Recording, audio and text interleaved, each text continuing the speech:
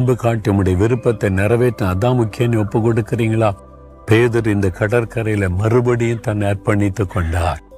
தேவன் மறுபடியும் அவரை தொட்டார், மறுபடியும் சந்தித்தார், மறுபடியும் புதுப்பித்தார்.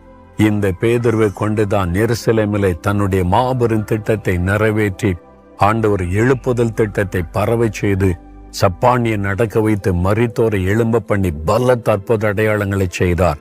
உங்களை கொண்டு செய்வார்.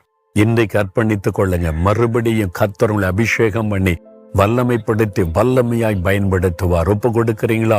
ஆண்டவரை பின்வாங்கி போன என்னை, சோர்ந்து போன என்னை மன்னியும் ஆண்டவரை, மறுபடியும் ஆதி அன்புக்கு திரும்புகிறேன், ஒப்பு கொடுக்கிறேன். இதோ என்னை ஆண்டவருக்கு அடிமையாய் அர்ப்பணித்துக் கொள்கிறேன். நீ எல்லாவற்றை விட உம்மைதான் நான் அதிகமாய் நேசிப்பேன். எனக்கு உண்டான எல்லாவற்றை விட நீர்தான் எனக்கு முக்கியம், இயேசுதான் முக்கியம், உம்மைத்தான் அதிக நேசிப்பேன். என் அர்ப்பணித்துக் கொள்கிறேன். இயேசு கிறிஸ்துவின் நாமத்தில் ஆமென்.